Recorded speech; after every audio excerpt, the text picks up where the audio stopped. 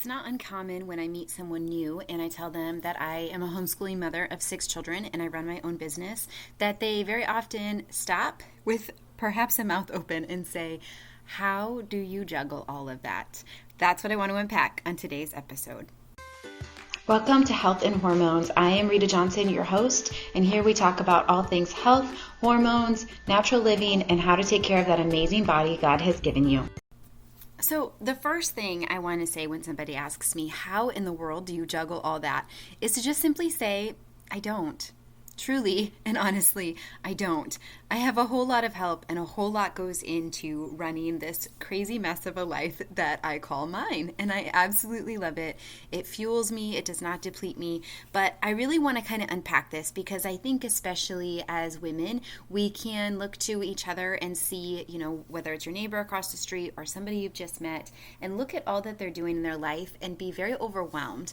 Oftentimes we feel so overwhelmed in our own season and stage of life that instead of picturing the things that the person in front of us doesn't have to deal with that we do, instead we kind of amass what they are doing and put it on top of what we're already doing. And so because this is our tendency, I just want to take some time to talk about how I do juggle the many things on my plate and how this may look different from what you have on your plate.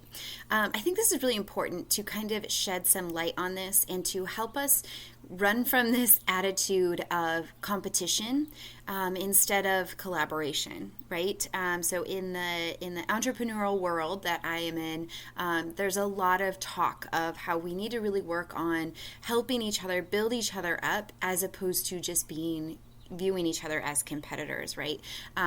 Particularly in the Christian entrepreneurial world and then the Catholic entrepreneurial world. And then you're looking at moms that are really called to business in the midst of raising our families. It's a very niche upon niche group of women. And yet there still is this tendency for competition over collaboration. And I think the more that we can be transparent with each other, the more that can help. Whether you are homeschooling or you have your own business or not, I just really want to give you a little glimpse into my life and how I handle things, because I think that can be so very insightful. So the first thing I want to start off by saying, and I see this time and time again as I'm working with women, is that my level of ability to handle different things on my plate is going to be totally different than yours. And we can I like to actually visualize a plate and the things on the plate as the different jobs we have, as opposed to multiple plates in the air or multiple hats on our head. Because a plate, we can very easily see that there's only room for so much, right? When we think about wearing multiple hats or having multiple plates, it's a little more vague in terms of how can we juggle multiple things. So if we look at a plate, and I would say a big fat dinner plate, for me, a large size dinner plate is good, and I can fill that up with different things. Obviously, if I have 10 things on my dinner plate, like a Thanksgiving meal, I'm not going to be able to have as much of those 10 things as if I had 4 things on my plate. And I think that kind of feeds into the, if we might be able to do less better than doing a myriad of things. But that's really kind of not my point on this. What I want to say is that different women have different sized plates, and there may be different things that contribute to the larger plate size. For me personally, I know that my marriage increased my plate size, if you will. Having a supportive, encouraging husband, that is my biggest fan, is really, really powerful for me to increase that. But also, there's a lot of my journey to this place that has grown that plate size as well. So for me personally, I've done a lot of spiritual healing. I've done a lot of mindset work. I've done a lot of physical healing. I'm really dialed into foods that help me to feel good and run at optimal energy, and foods that do not, and I avoid those. I'm really disciplined about getting in my workout, but also knowing when I need to have rest day, even if it's not something I planned on. But just really listening to my body and learning how it needs to be supported, even in this busy season of my life. Right now I have an almost 4-month-old baby, and my oldest is 16. And there's a lot of monkey wrenches in my day right now that I definitely did not have even a couple years ago. Right, a couple years ago, my youngest was 2 at the time, and my oldest was 14. He wasn't working outside of the house. I was only homeschooling one in high school. There was multiple things that were a lot less on my plate, even though my husband still worked a lot of hours. So that's a big factor for me as well. So looking at the different size plates and remembering that we all have a different size plate, I want to talk a little more about that. So how can we juggle that? Right? How do we work on supporting our mind, body, and soul health when truly just taking care of myself some days feels like a lot of work? And I will say that the longer you've put off taking care of yourself, the more work it's going to feel like, especially as you get started. It tends to be the clients that have neglected themselves the most have the hardest time adapting their life to add things in that are going to fuel and help them, like working out, like taking time to have spiritual reading or prayer time in the morning, like time to do something that is leisurely that just fills their soul. So really, when we're looking at this, how am I going to balance adding something else in? The first thing I encourage women to do is to pray about it. Ask the Lord, is there something that I'm carrying right now that you're calling me to lay down? Sometimes it is the stress of being a perfectionist in the kitchen, trying to only feed our people the most perfect, amazing food. Sometimes it's cooking every single thing from scratch. Sometimes it's a need to control to a point where we don't let our husband help us or our children help us. Whatever that is for you, it may also be something more intangible. It might be grief that you haven't processed through. It might be unforgiveness you're holding onto in your heart. And then the next step, I think, is to reframe whatever is the hardest thing for you to imagine in somebody else's life.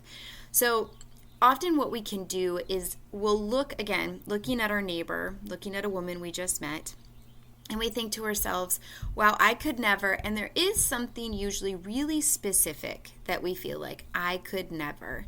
And when we get to that place, we oftentimes, we almost see that person as someone we can no longer relate to, right? So, for example, if I have a dear friend who lives most of her year out of the country.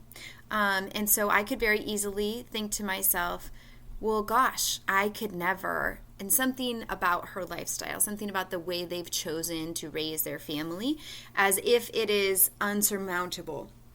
And then I change her ever so slightly from being a human that I can learn and grow with to somebody that does something that is so beyond possible in my thoughts that we can no longer connect. We can no longer collaborate and grow from each other and listen to each other, even if I'm at a different place in life than she is. I think oftentimes when we think, how does somebody do something, or how do you juggle it all, we look at the very tangible things. We look at their day-to-day. How are they, homeschooling, running a business, having time to work out, cultivating a faith life in a family, which is a big stress on its own. How do they get dinner on the table? How do they do these things in their everyday life?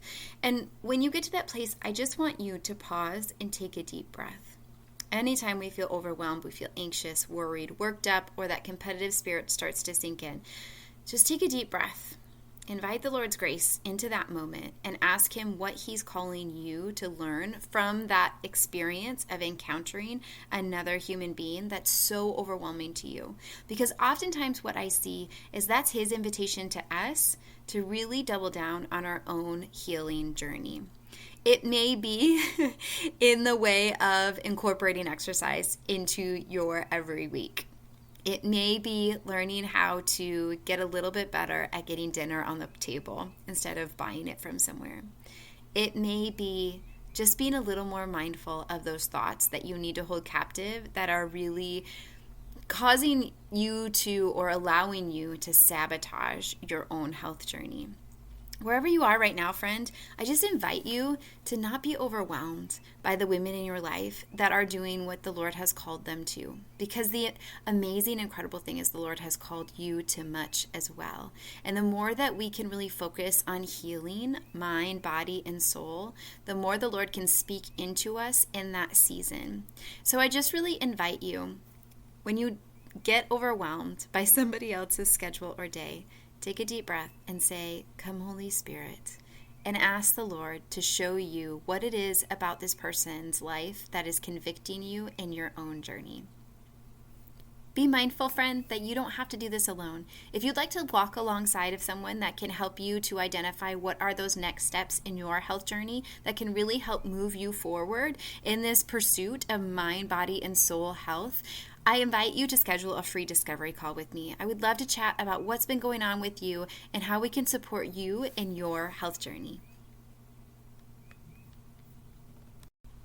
Always remember that your health is a balancing act. Health is really made up of all these small choices we are making every day.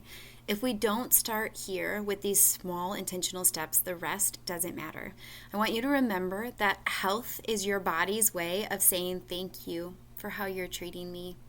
Thank you so much.